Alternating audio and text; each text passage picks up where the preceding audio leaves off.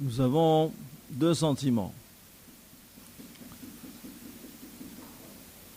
Il y a le sentiment qu'effectivement une chose unique est arrivée dans cette Levaya, de voir tout le Kavod à Torah.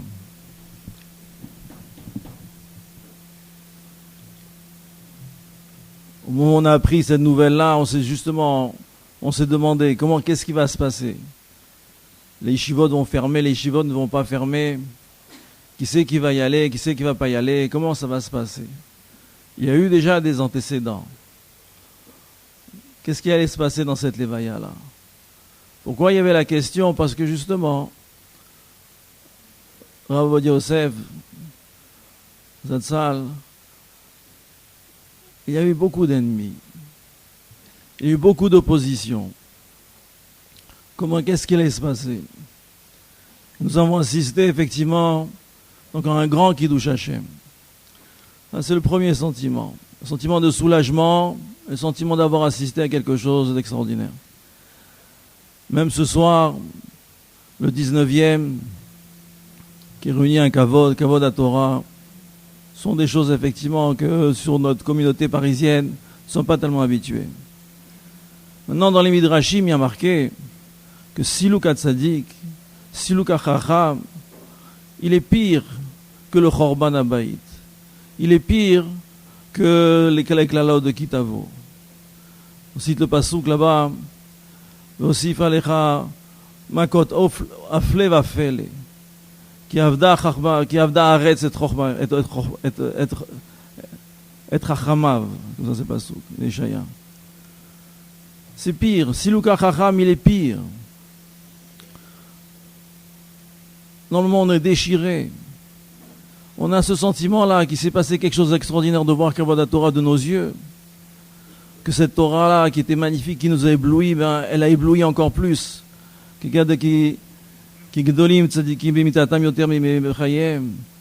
Mais il y a un drame, un grand drame ici. Quel est le drame? Il faut expliquer. Le Hesped, la Levaya, elle est pour le Kavod. Le Hesped, il est pour que on puisse apprendre de ce qui s'est passé. Après la Levaya, il y a le Hespedim, parce que là, dans l'Hesped, on peut apprendre. La Gemara dans Brachot et ramène d'Afiutret, ramène un Maaseh, avec Shmuel, qui avait un shem sur lui, que Shmuel, la Mora Shmuel, il était en train de manger l'argent de Yetomim. Là-bas, l'histoire, elle est qu'en fait, au moment où son père il est mort, donc Shmuel n'était pas là-bas pour savoir et pour écouter chez son père les dernières consignes. Donc il y avait un gemme qui avait des argent des Yetomim, mais Shmuel ne savait pas où il était. Alors là-bas, il raconte qu'il est parti Bechatser Amavet. Donc ça veut dire qu'il a su voir dans le ciel qu'est-ce qui se passait. Il a demandé, je veux parler à Abba. On lui dit, il y a beaucoup de Abba ici. Je veux parler à Abba Baraba. Il a dit, il y a beaucoup de Abba Baraba ici. On se dit, Abba Baraba, à voix des Shmuel. D'habitude, quelqu'un il s'appelle le fils de son père. Là, ils l'ont appelé donc le père qui est le père de son fils. Donc ils ont dit, attends, mais lui il est dans Beishiva d'Erakia, il est très haut, on va aller le chercher. La Gemara raconte qu'entre-temps, puisqu'il regardait dans le ciel, alors il a vu Lévi, un Amora, qui était en dehors de la yeshiva. Il lui dit, qu'est-ce que tu fais ici en dehors de la yeshiva? Pourquoi toi tu es pas dans la yeshiva? Toi tu es un grand Amora. Il a dit, parce que tout le temps où je ne suis pas rentré à la yeshiva, parce que il voulait pas le faire, il voulait pas rentrer pour faire par rapport au Rosh Yeshiva qui était là-bas. Alors, et que ça lui a fait Khalishut Da'at, et que ça lui a fait une faiblesse, alors ils m'ont pas laissé rentrer. Donc, toutes les années que je ne suis pas rentré dans son shiur, alors je suis en dehors de la yeshiva ici. Entre-temps, son père, il arrive. Et son père, la Gemara raconte, il a ri et il a pleuré. Et Shmuel lui dit, pourquoi tu ris, pourquoi tu pleures? Il me dit, je ris parce que tu es grand. Et pourquoi tu pleures? Il dit, parce que bientôt tu nous rejoins. Donc lui annonce qu'il va bientôt mourir. Il dit, en tous les cas, si jamais je suis grand, alors que Lévi rentre dans la yeshiva. Et ils ont fait rentrer Lévi dans la yeshiva. Ça veut dire que dans le ciel, ils n'ont pas apprécié. Lévi, pourquoi il est resté en dehors du Shiur, du Rosh Yeshiva? Il avait ses calculs. Dans le ciel, ça a été jugé. Et donc, ils ont dit que Lévi doit rester en dehors de la Yeshiva. Mais Shmuel, lorsqu'il dit qu'on fasse, puisque je suis Chashuv ici, qu'il monte dans la Yeshiva, et que donc on a écouté ce que Shmuel disait. Bien qu'il y ait eu de là-haut, il y a déjà des Dayanim. Mais c'est Shmuel qui a été Kovéa. Le Chacham ici, il est Kovéa. Ça explique la différence avant et après. Lorsque le Chacham il est parmi nous, c'est lui qui fixe. Même le ciel, il écoute. Ça ne suffit pas comme explication. Parce qu'il y a un chidouche dans cette Gemara terrible. Comment ça se fait qu'à voix des Shmuel, nous par exemple, on est triste? Comme on racontait déjà les Rabbanim, après tout, si jamais on avait une sheila, on pouvait écouter ce qu'il avait dit. Quand le Chacham il est là, on peut se permettre d'essayer d'approcher. Si la question est intéressante, il y a une siata d'Ishmaïa et qu'elle arrive jusque là où il faut arriver et qu'on puisse avoir la réponse. Donc que nous on soit triste par exemple, c'est compréhensible. Comment ça se fait que même à voix des Shmuel, il va être triste? Pourquoi ceux qui sont déjà dans le Olam Haba, ils sont tristes si quelqu'un il doit mourir? Au contraire, ça y est, c'est le but, c'est l'éternité. Donc puisqu'il arrive au Olam Haba, pourquoi il est triste? Pourquoi ceux qui sont dans le Olam Haba, ils vont être tristes de ceux qui vont les rejoindre? Qu'est-ce que ça sert? Car en fait, le but d'un tzaddik, et on l'a vécu ça avec Rav Yosef. On a vu cette notion-là, que toute cette Torah-là, elle est pour la Tova du Klal Israël. Toute cette Messirut Nefesh, tout ce Limud Torah, surtout cette Atmada que tout le monde raconte, et qui s'est vu, puisqu'on voit ces Sfarim, ce sont des œuvres, que ça se voit qu'il y a eu une Atmada sans équivalent. Comme ça a déjà été dit, que ce n'est pas de notre génération. Qu'on voit cette Atmada-là, elle était là pour pouvoir soulager les Hagunot, pour savoir être possèque sur un guet, pour pouvoir donner un éther, pour pouvoir être possèque une she'ela.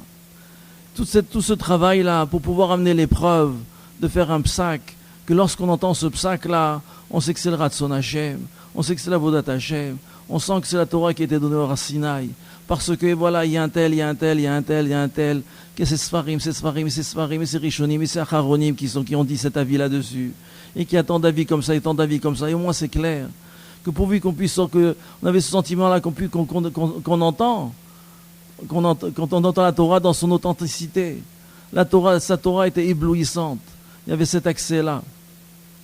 Si jamais toute cette Torah-là, elle a été là pour pouvoir nous soulager, pour pouvoir nous éclairer, pour nous montrer le chemin, pour pouvoir avoir accès à la Torah, pour pas qu'on se puisse se tromper. Cette notion-là, toute cette volonté-là, lorsque toute cette Torah-là nous quitte, même dans le ciel, ils sont tristes. Pourquoi? Parce que le tzaddik, tout ce qu'il a voulu, c'était pouvoir voir son dor, pouvoir être mézaké, tout le dor, de pouvoir marcher dans les chemins d'Akadosh Baruch Hu. Il y a une tristesse, même si la neshama du tzaddik, du chacham, elle monte dans le ciel, et qu'elle a son accomplissement, mais toute sa volonté était misirud nefesh pour le Klal Israël, pour l'amour du Klal Israël. Tout le monde est triste, même dans le ciel, ils sont tristes, parce que maintenant, qui c'est qui va diriger le Klal Israël? Dans le Hesped, il y a une notion importante, c'est que puisqu'on a vu le chacham qui a voulu tellement être sûr qu'on marche dans les voies d'Akadosh Baruch Hu, comme on a déjà dit les rabbanim qui ont parlé avant moi, que Mimele, ça veut dire qu'on doit prendre au moment du Hesped de son éclairage, de pouvoir lui, puisqu'on lui doit tellement, qu'on puisse continuer ce qu'il a tellement voulu nous faire faire, puisqu'il a tellement voulu, tellement appris, tellement être matmid, comme on a déjà dit, qu'il a supporté la pauvreté, qu'il a supporté le manque de sommeil, qu'il a tout supporté pour pouvoir être matmid et pouvoir connaître la Torah et enseigner la Torah. Puisqu'il a tellement voulu cela, pour qu'on puisse nous marcher dans les chemins d'Akadosh Baruch Hu, on doit prendre au moment du Hesped, que pourvu que j'arrive à marcher dans les chemins d'Akadosh Baruch Hu comme il a voulu. À ce moment-là, non seulement il vient nous aider, tout le srout de sa Torah vient nous aider, comme ça a déjà été dit aussi, que chacun il peut prendre une part de sa Torah. D'autre part, à lui, on nous l'aidons aussi à lui. Car Sof Kosov, sa Neshama monte encore et encore et encore parce que nous allons accomplir ce qu'il a tellement voulu qu'on puisse accomplir. Une autre chose que je voulais dire qui est importante, que on sait que Yaakov Avinu, il a préféré Yosef. Et lorsqu'il a béni Yosef, il lui a dit, voilà, toi tu auras 2 tribus. C'est-à-dire que chacun des enfants de Yaakov Avinu, il a une tribu. Mais Yosef, il a 2 tribus. Il a Ménaché ou Ephraïm. Qu'est-ce que ça s'appelle Natatilecha Shechem Alachicha. Je te donnais toi un plus. Que toi, tes 2 enfants, ils sont des tribus. Donc dans le clan d'Israël, il y a 13 tribus. Parce que chez Yosef, il y a Ephraïm ou Ménaché. Lorsqu'on cherche, qu'est-ce qu'on a gagné? Qu'est-ce qu'il a gagné Yosef? Qu'est-ce qu'il a gagné qu'il a Ephraïm ou Ménaché? On croit que c'est une double part d'héritage, parce que le Bechor, il a une double part d'héritage. Or, c'est pas vrai, d'après le Pshat Rashi, l'héritage d'Eretz Israël s'est fait par les personnes, par les Yotzei Mitzrayim, et chacun a reçu sa part de ce qu'il était par rapport à ce qu'il était Yotzei Mitzrayim. Donc c'est un partage individuel. Donc quelle richesse? Tout leur patrimoine, ils l'ont eu en fonction de ce qu'ils ont ramassé au moment du 15 Nissan, lorsque Venitzulu et Mitzrayim, lorsqu'ils ont pris tout le butin de Mitzrayim. Où est le double héritage qui appartient à Yosef et qui a Ephraïm et qui a Ménaché? Où est cet héritage-là? Quel est l'avantage? Où il se manifeste d'avoir 2 tribus? Parce qu'ils ont 2 drapeaux. Parce qu'il y avait Ephraïm, il y a Ménaché, c'est 2 drapeaux. C'est quoi, à quoi ça sert? Ben c'est ça le Yesod. C'est qu'en fait, lorsque quelqu'un est dans une tribu, dans la tribu, elle s'exprime, Réhouven, Shimon, Yehuda, Lévi. Lorsqu'il s'exprime, il s'exprime en tant qu'une tribu. Les enfants de Réhouven, Yehuda, Shimon, Lévi, ils n'ont pas le droit de s'exprimer autrement de ce que la tribu s'exprime. Il y a une seule voix qui s'exprime parce que c'est un seul tsibour. Pitom, Yosef, il a le droit que ses 2 enfants s'expriment différemment. Ephraim et Ménaché sont différents. D'ailleurs, on a mis Ephraim pour certaines raisons avant Ménaché, bien qu'Ephraim n'est pas le Bechor. Parce que Ephraim, il s'exprime et Ménaché, il s'exprime. Et le père, il voit que ses enfants, ils peuvent s'exprimer. Qu'ils ont un droit, une identité, qui n'est pas seulement une identité Yosef. Ça, c'est le monde Sfaradi. C'est-à-dire que Yaakov Avinu, il a donné à Yosef que ses enfants puissent s'exprimer. Nous avons ce sentiment. Ça, c'est Shechem Echad Alachicha, que je te donnais plus. Rabbi Yosef nous a permis de nous exprimer. Que, en tant que Sfaradi, qu'on puisse s'exprimer en tant que Sfaradi, que c'est vrai que nous avons des minagim, que nous avons un derer halacha, parce que le Mechaber a dit, aujourd'hui on peut dire le Mechaber il a dit, le Mechaber a dit, que parce que c'est comme ça, parce que le Mechaber l'a dit. Qui c'est qui a remis en place qu'on puisse dire, là c'est le psak du Mechaber, et que ça ne se discute même plus. Je ne suis pas tellement vieux, mais ça, il y a quand même quelques décennies, on ne pouvait pas dire comme ça. C'est-à-dire que c'est quelque chose qu'il a construit. La Torah, que le monde Sfarad, il puisse s'exprimer, qu'il nous donne le droit de pouvoir nous exprimer, de pouvoir de manifester l'identité Sfarad. Sinon peut-être qu'on aurait été comme dans les autres tribus, qu'il y a une seule tribu qui s'exprime. Puis il y a 2 tribus qui peuvent s'exprimer, qui ont le droit de s'exprimer. Ça c'est une avat, ça c'est l'avat du peuple. Ça c'est l'amour que Rabbi Yosef il avait pour nous. Qu'il s'est battu pour pouvoir donner une expression. Comme ça a été dit, ça lui a coûté cher. Il y a eu beaucoup d'opposition. Il a eu ce courage-là. Parce que la Torah lui a donné cette force-là. Sa Torah, l'éblouissement de sa Torah, s'est manifesté dans cette Lévaïa-là. Toute cette Torah-là, elle est pour qu'on puisse, nous, connaître les chemins dans lesquels on doit marcher. C'est ça que, aujourd'hui, puisque c'est un espède, et que nous devons apprendre de lui, et qu'on peut nous grandir grâce à lui, et qu'on peut le faire grandir, c'est ça qu'il faut s'inspirer.